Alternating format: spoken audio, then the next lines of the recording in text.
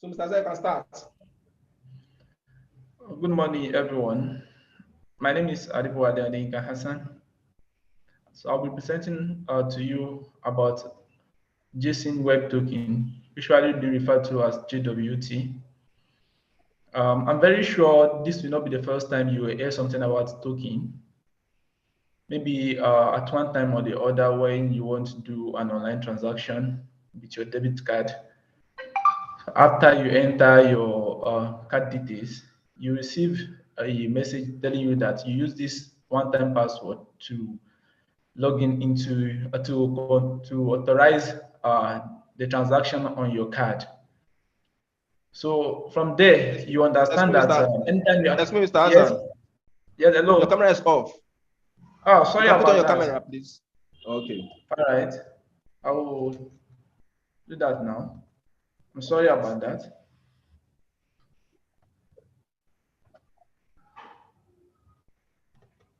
We can see it. Thank you. All right, you're welcome. So at one time or the other, from what I've said, you will have heard something about what token is, and you know what it looks like. That it's used to authorize a service on the internet.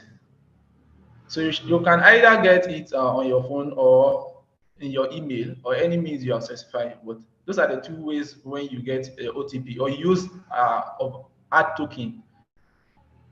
So now when we talk of JSON Web Token, you start to wonder why this concept has been brought to something we call JSON, because you know that JSON is a text-based format for representation of structured data based on JavaScript object syntax.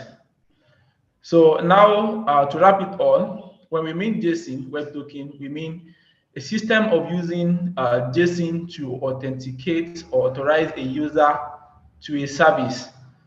So in this presentation of mine, we'll be looking at the definition of JWT, what traditional web application authentication is, API authentication, their types, structure, their implementation, then the advantages of JWT, which are the pros, and you can't just look away from what the likely disadvantage is, so that we can constantly improve on how we do things via the internet. Then we conclude this presentation. So as you can see on my screen, like as I said about JSON earlier, that is a text-based format for representation of structured data based on JavaScript syntax. You will see that JSON is in no way different from what JavaScript object it looks like, except that the key has double quotes. You can see that the name has double quotes. That's the key. Then the value also has double quotes. Then you see that, for example, another key, maybe location, has double quotes, and the value for the location also has double quotes. That's JSON. It's a text-based format for representation of structured data based on JavaScript syntax. Now, JSON Web Token is a proposed internet standard for creating data with optional signature and or optional encryption, whose payload holds JSON that asserts some numbers of claims. Now, the reason why JSON has been brought into the concept of tokenization, like you want to give somebody an access to a particular resources which is located somewhere on the internet, is that we want to include some claims so that the information about the user will be included in the token we are sending. Unlike what you have been seeing before, for example, when you want to do your online transaction, a random number can be sent to your phone or the email, which has no other information than just trying to authenticate the user. But in the case of JSON Web Token, it has a part which is called the payload that holds information about the person trying to get access and some other things. But you wonder when I show you what JSON Web Token looks like, you might not see something that looks like JSON. That is because they have been signed or encrypted. So before the concept of authentication comes about, information are being sent on the internet. Maybe you make a get or post request to a particular resources on the internet, and the server has to respond to your request. But is it everybody that requests for a resource that will get access to the resource? No. There are some things that on the internet that has to do with people's privacy. That there's some things that are expensive and they have to be protected on the internet. Then that's when where you have to authenticate the user to know who you are actually serving with the resource you have on your server. So there are basic types of mostly user API authentication. So, and over here in this aspect of my presentation, I would like to make you understand that JSON Web Token is not a method of authentication. It is rather a token which is given when you want to do authentication. It is not a method on its own. It is a token. It's something like that looks like just the random number you receive when you want to authorize a debit on your account. But it is somehow different from what we have there. So we have the HTTP authentication scheme, which is a method. We have the API key. We have the OAuth 2, and we have the OpenID Connect. In the HTTP authentication scheme, this is like we have the basic one, like everybody knows that, okay, when you want to log into a particular website now, you have to provide your username and password.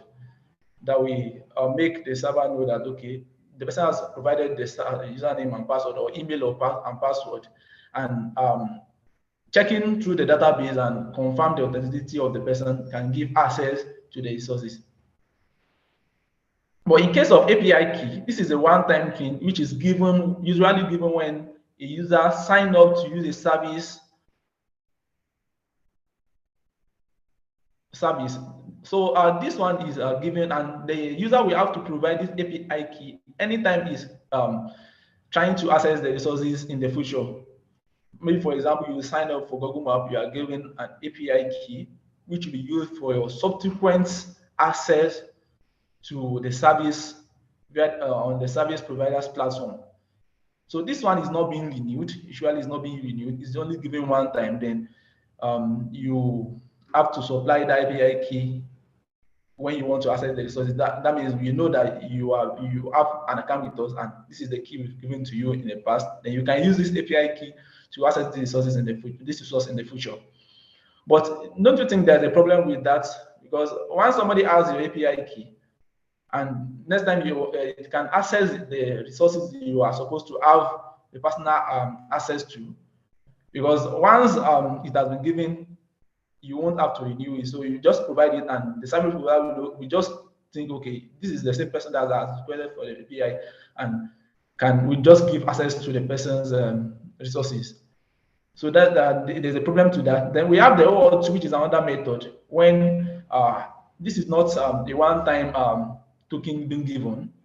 So this method employs when a user has actually provided a username and password, then the server responds with a token which a particular user can actually send back to the server or to another resource in another server online to gain access to the particular resource. So this one can actually be refreshed once the user is still logged in.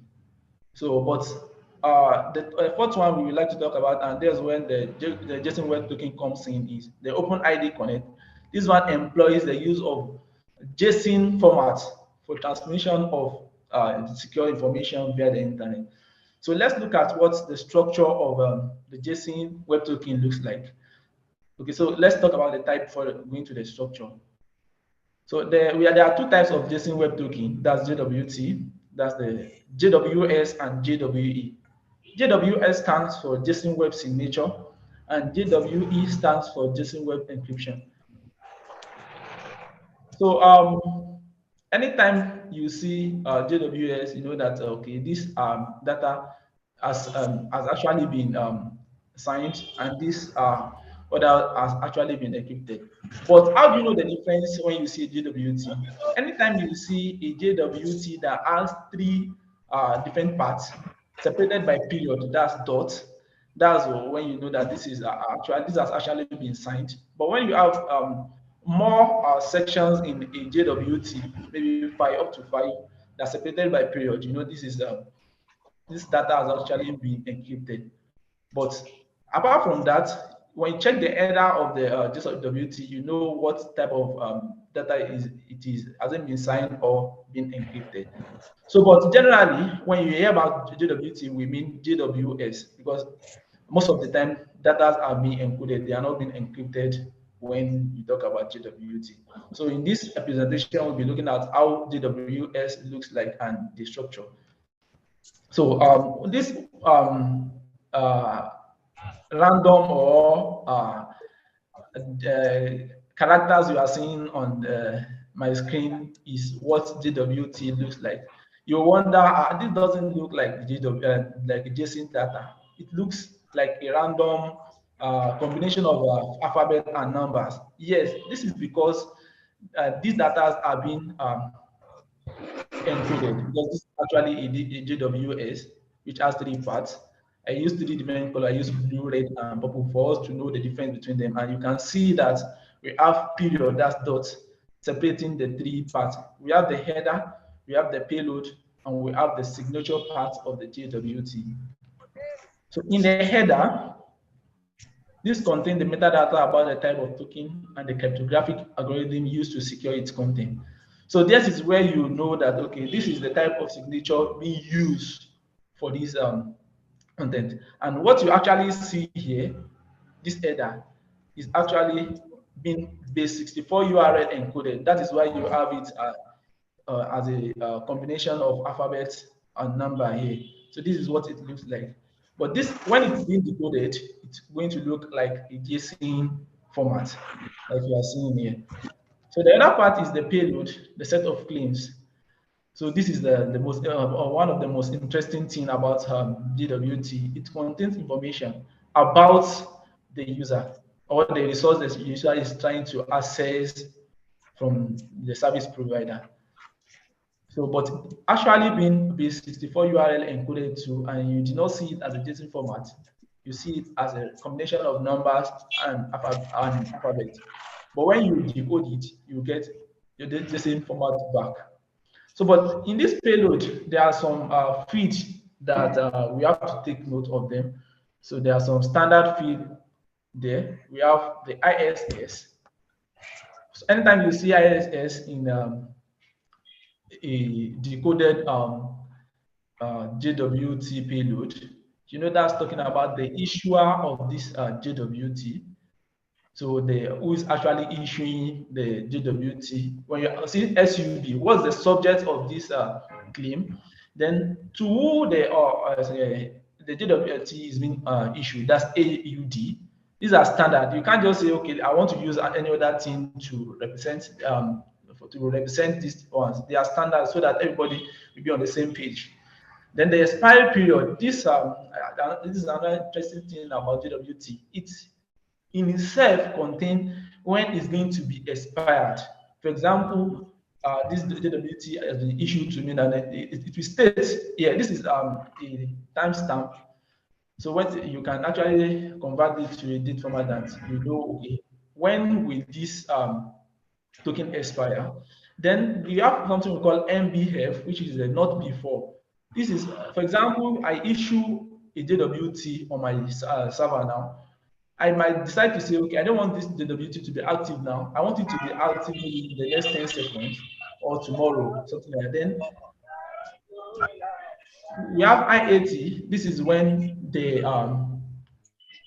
JWT is being issued. So this tells you the time that this is being issued, and there are other fields like that.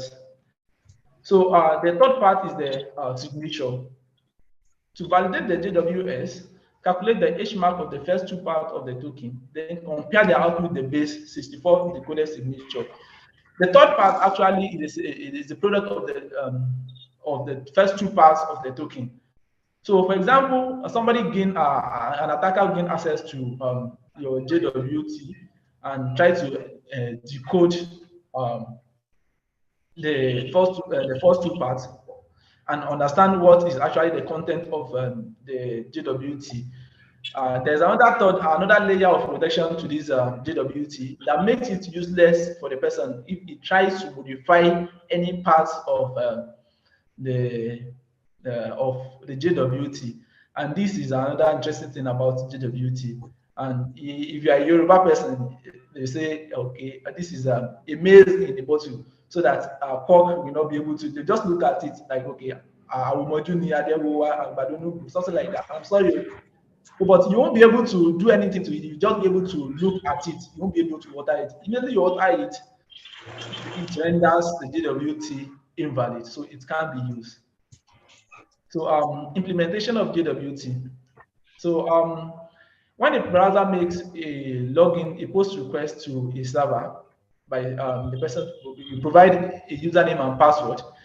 Then after the server confirms the authenticity of the user, the username is correct, the password is correct, then create a JWT with content that has three parts: the header, the payload, and the signature. So it will now return the JWT to the browser, which the browser can send back to the in authorization header to the server that, okay, anytime I'm making another request, this is the JWT you provided to me, and I'm actually the one that made you are trying to remind it, okay, I'm actually the one that made the last request. So in this JWT, there's another concept I would like you to take note of. This is usually being used when section is not being kept. Unlike when you are using PHP, everybody in PHP will know about this, that, okay, there's something we call section, so that you keep track of section. Then the server, the browser say part of the section ID and something like that. But in case of JWT, for example, when you want to, a mobile app is trying to access your service, there is no way to keep track of section. So the server will not have to remember anything about the last request you made until you send a JWT that, okay, though you are the one that trying to remind the server that, okay, you are the one that grants me access to these resources in the past. You are the one that gave me this signature in the past. So see your signature in this my request. So then use this signature to grant me access to the resource I'm requesting for. Then if the server now authenticates that, okay, this signature is actually being issued by me, then we now give access to the resource by sending a response to the client. But in the case where even if the JWT is valid, but it has expired, it will return a response that, okay, this JWT has expired. No, I was the one that issued it in the past, but now it is no more valid because it has expired. So you look at the complexity in the way, if somebody wants to hack or gain access to your JWT, they can't use it again once the time of expiry has gone. So that's one beautiful thing about JWT. So it contains information in its own, it's self-contained, so that it can remind the server that, okay, this is what you give me in the past, and the server will confirm that and send the response back to the browser. So before I actually go to what the advantages of JWT. So JWT can be sent via the HTTP header. So you see the example, you just include the barrier, then you add it to the HTTP header. Then it can actually also be included in the body of of your request. But this is not recommended, because anybody that has access to attacker can have access to your the body of the request and actually gain access to the JWT. Then this is where the disadvantage comes in. Then we discuss that when we go to the disadvantage of JWT. So let's move to the advantage of JWT. JWT, as I've said, is self-contained. So it has information about itself. Then it is portable. So a single token can be used with multiple backend. It is very mobile friendly, so you don't have to maintain cookies. Then it reduces the network round trip time. Then it can be generated anywhere. The authentication can happen on a resource server or easily separated on its own. So if a JWT, if I make a request for a JWT now, I make a request on the server that uses a JWT as a token.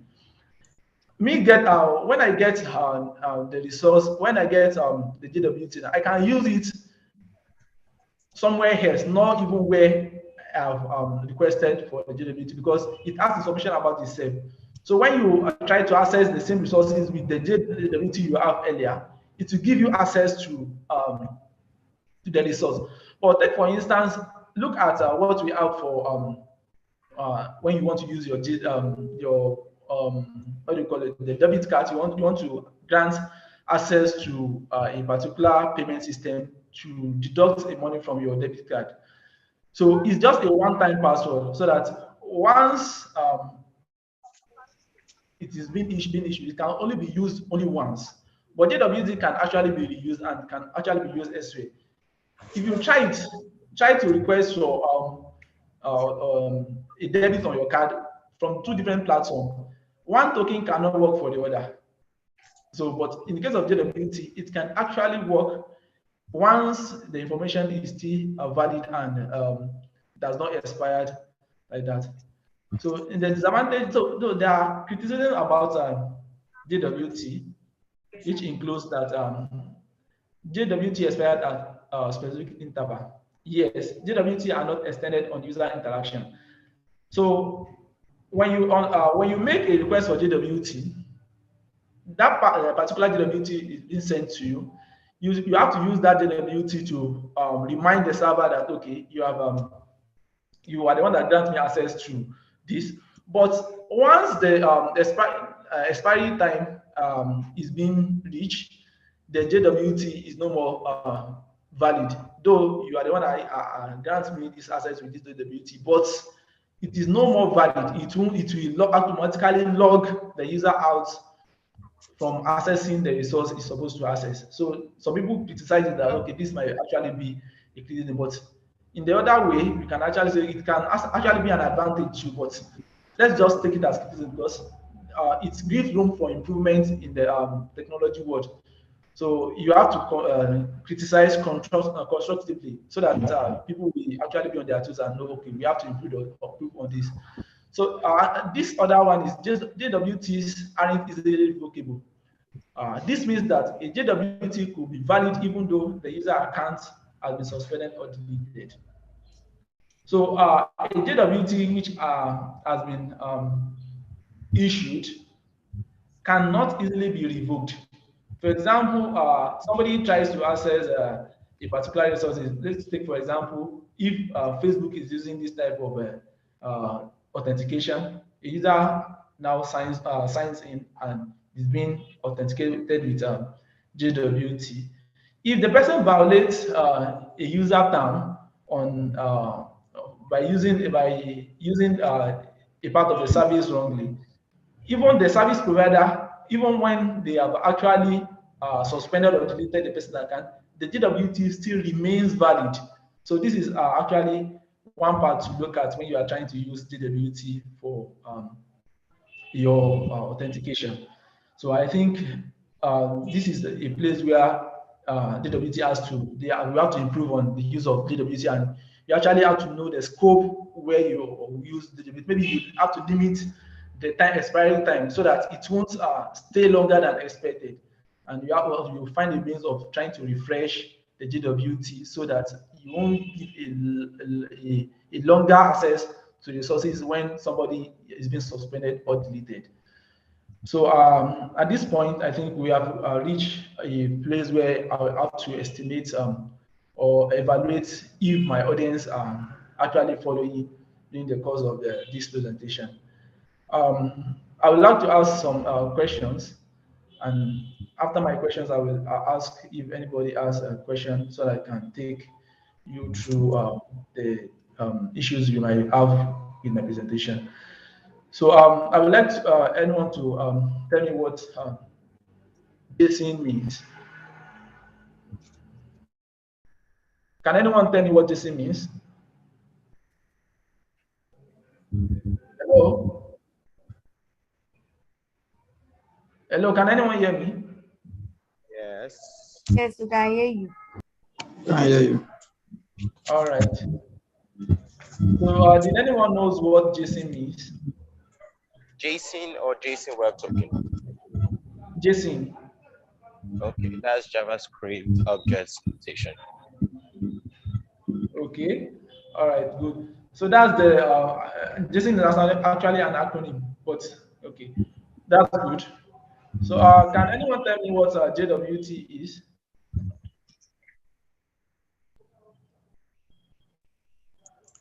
JSON Web Token. JSON Okay, Web that's Token. good. So how many types of JWT do we have?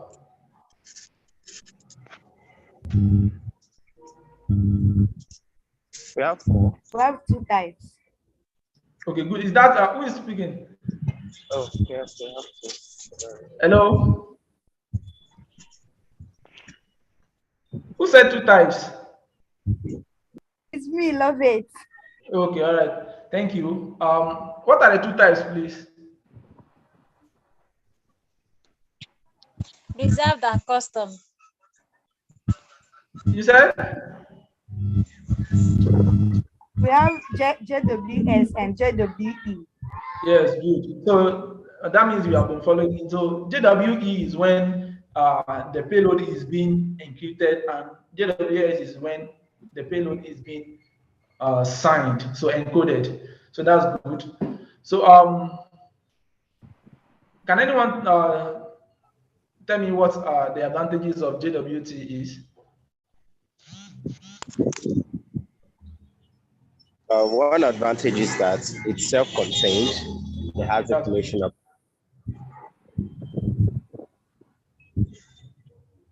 Any other person? It's mobile app friendly. You're on your screen. This is a open test. I'm trying to do an open test for you. Portable. Okay, good. Any other person? All right. The token can be generated anywhere and used on a separate server. That's another advantage of you using JWT. So hello. Hello. Then we have the disadvantages of JWT. So can anyone just tell me what one disadvantage is?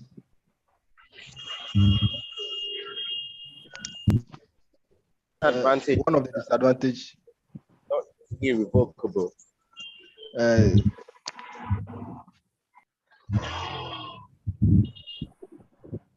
I did not get you. I said it's not easily revocable.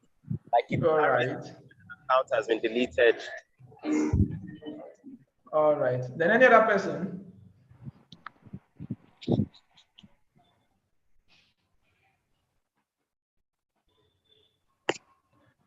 Okay, I said they expire at a specific interval.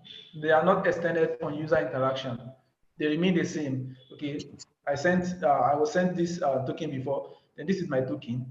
And again, when you want to make another request, okay, this is the token you gave me. Trying to remind, okay, this is the token you gave me. Not like you are giving a new token after you make another request.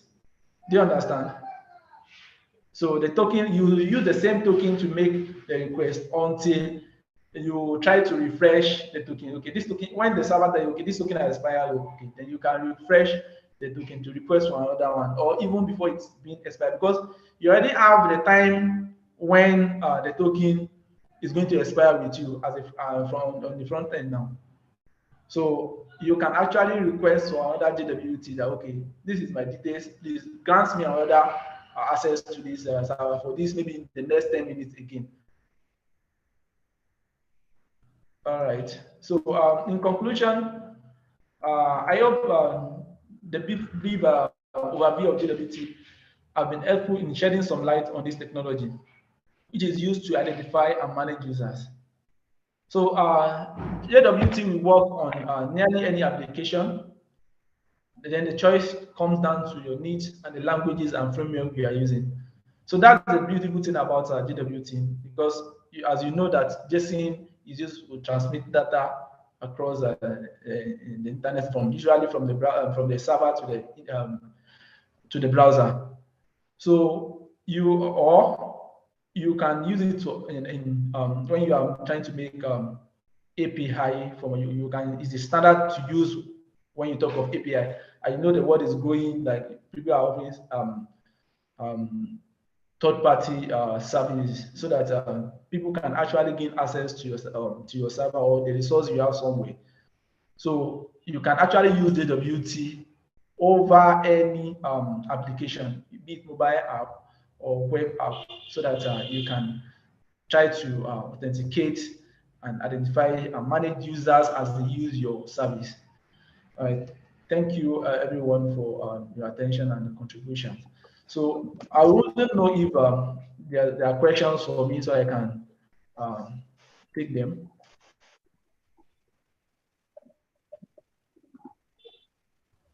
Any question for me?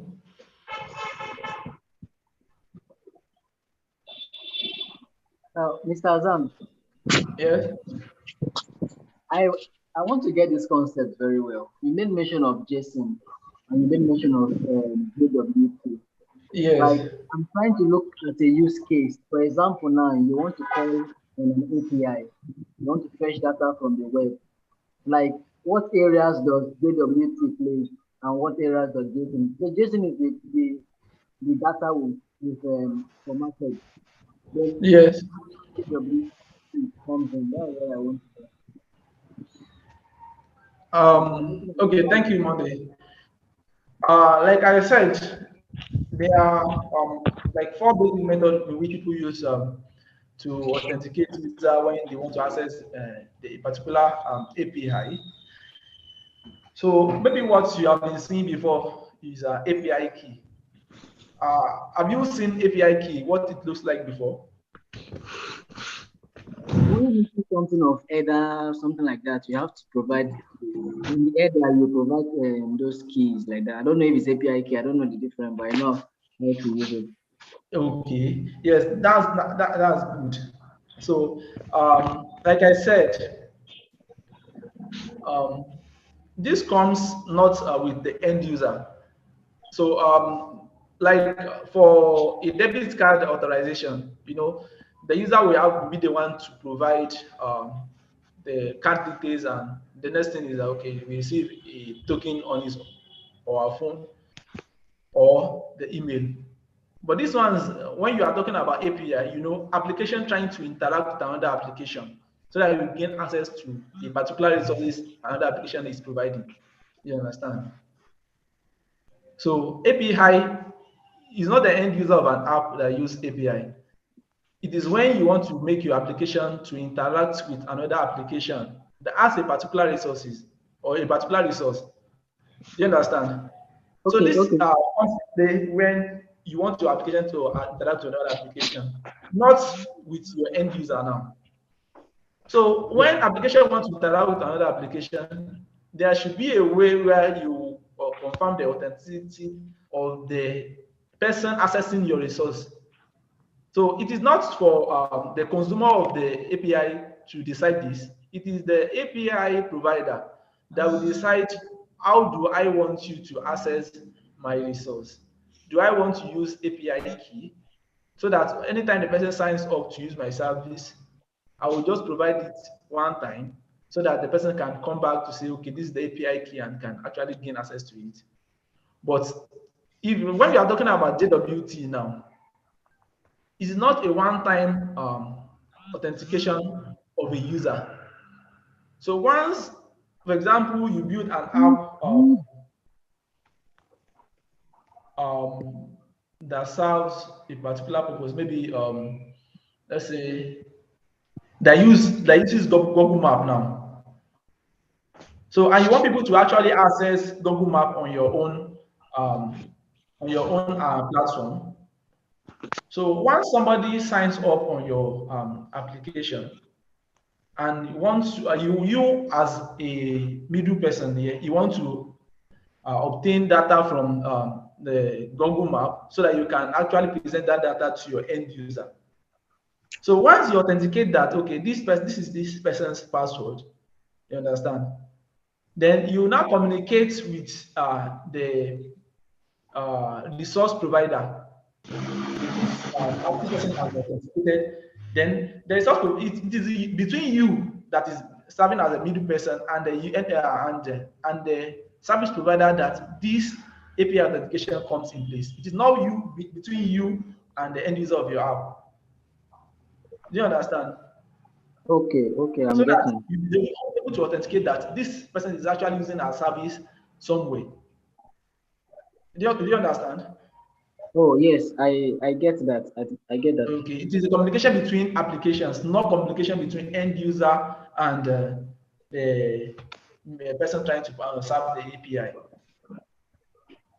Okay, sorry. Let me come in again, please. Which one is the communication between end users? Is it this JWT? No, communication between end user. Usually, people will provide username. Look at the flow here. I have a question. Okay, I'm coming. Let me quickly take what Monday. So I say. So, for example, I have a mobile app now. Okay. So let's take it as a different service provider. Maybe I now have a mobile app somewhere on Play Store that people can download. So, and I have a web server that is serving my application. So once a person provides a username and password on the mobile app, which is somewhere on the Play Store, somebody has downloaded on his device, then the application will now send a request to my server, to the server which is hosted somewhere. Then if the user details matches any of the user's accounts, then the server will now respond with a JWT, because you know before you can use a service on the platform, you have to that actually privacy that has some things to do your privacy. You have to sign in. You understand? So once you make the first attempt to use the service, you're trying to sign in. The app will make a request to the server, so that if this person is being authenticated, if this person has a password or a username that matches what we have in our record, we now return a JWT. For example, look at it in a way that you want to use a debit card. If your details do not match, you will not receive any OTP. Do you get that? Yes. So it's only when your details match that you will receive OTP. If it doesn't match, you won't receive OTP. So in this case, the JWT will be sent to the application you are trying to use. So anytime maybe you want to make a payment now with the app now, the app will now send with the request you are trying to send the JWT to the server, so that the server will be reminded about the access it has granted the user in the past. Okay. So it will now respond to the server. So you can actually use password and username and password, but this is actually providing another layer of authentication to your software, so that it won't just be vulnerable, so that anybody can not just try to bypass your security and gain access to resources they are not allowed to access. Do you understand? Oh yes, I understand now. All right. So, sorry, please. The same thing actually applies to when, for example, you like all this back end service, like Flutterwave payments. It applies all those things as well, right? No, it might not. They might choose to use any means of authentication, but anyone that is using JWT, you understand? Okay. We actually follow this law. You understand? Some uses API key, just like okay, they give you one-time API key that you can use, you can continue using. But this JWT is being renewed per request. You understand? So just when you want to start accessing a particular resource somewhere online, this is when the JWT is being granted to you. Not that you have it kept somewhere and you can continue using it. It's only when you want to access a particular resource, it is being granted and you can use it continue accessing the resource. Do you understand? Thank you very much. All right, you're welcome. All right. Can I ask my question now? Time is up. Okay, ask your question. Okay. Yeah, I was building a Lambda function yesterday. I don't know if you're familiar with Lambda. And I used the API gateway as a trigger. So in the option for authentication, I saw JWT token and then open, but I just decided to leave it open. The Lambda function is a Python, small Python code to call an S3 bucket, like a static website, then to load my picture. So if I had used the JWT token as authentication, how would the API gateway call the Lambda function? Will it be requiring, if I load the website, or will it be requiring the JWT token? Okay, it is like this. If you want to use the JWT, you have to understand the flow. You will have to save, when you make a request to that resource, they will respond with the JWT that you have to save locally on your own platform. So it will be saved as a local variable. Then you can actually you get the JWT from the local variable and send it in the header of your request when you are trying to make other requests. You understand? It's just the one, you don't have to know anything's happening, but it is actually a system of authentication. So you save the JWT when you receive it the first time. Usually when you want to, the first time you are getting it, it is sent back to you in the body of the response that this is a token. It might actually be named anything. It might actually be named even JWT or a token. So from the response you got, in the body of the response, you get your JWT. Then you save that one locally on your own application, so that when you want to make other requests with that same connection, you understand? So you have to you get the token from the place you store it. Maybe you save it somewhere in the local as with a name, maybe token. Then you can actually use that the variable name in your HTTP header to include it there, so that it will be sent along with the subsequent request you are making to the server. Did you understand what I said? Okay, you are trying to say that the JWT token would be embedded in the code, for example, the Python code. Yes, you will find a way of saving it in your, yes. Then for subsequent access, after the first one has been confirmed, then it will be included in the header of the request. Okay. Thank you. You're welcome. Okay, thank you, everybody. I know we have been engaged by this presentation. We have a few announcements to give. So, Mr. Adeyinka, thank you, sir, for your presentation. Thank you for being ready for us. And those that have not attend, it's so sad that they will have some demerits for not attending today's KD.